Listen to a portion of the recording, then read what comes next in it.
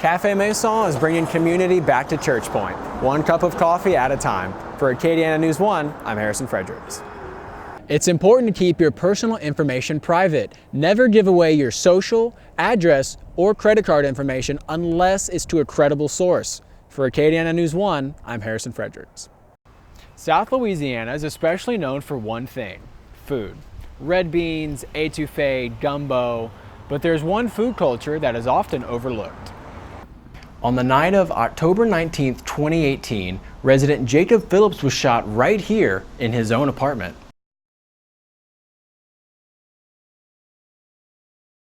New Hope of Acadiana is a nonprofit organization that works to improve the education of at-risk children. John Newman started the organization. Last year, our whole family volunteered, and we really felt called to that kind of ministry, and we said, you know what? The rest of our lives, this is the kind of thing we want to do. New Hope is a neighborhood program that focuses on one neighborhood. These kids live in Azalea Park, which is one of the poorest neighborhoods in Lafayette. About 40% of the families in Azalea Park live 50% below the poverty line. And the federal government deems that as being in extreme poverty. Kieva, a fourth grader in the program, loves being in a safe environment to do homework and play with her friends. I'd be like, oh, I had so much fun. I want to go back, but I'm going back tomorrow. I'm going back Monday. I want to teach a lot of cool stuff, a lot of fun stuff at the same time.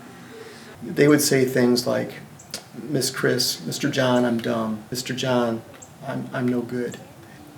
We'll work with you, and you'll figure this out. You're smart. The program is open to students in kindergarten through 8th grade, but plans to grow. For Acadiana News 1, I'm Harrison Fredericks. The Washington Post reported Americans got 26.3 billion robocalls last year. The Better Business Bureau of Acadiana is a nonprofit that works to shed light on the situation. Nobody's trying to be nice to you. It's all fake. All they want is your money. Gott believes technology makes every generation a potential target. Now, there are some smarter computers who will just call a certain demographic, like millennials or senior citizens or maybe even the elderly.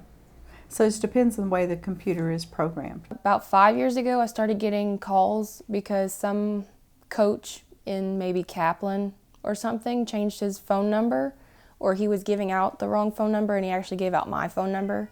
Millennials are the highest targeted generation of phone scams. Hannah, a college student, is tired of her phone constantly ringing. I'll get like maybe 5 a week, sometimes back to back from the same number, but it's weird because the numbers always change, the area codes always change, and it's always the same message.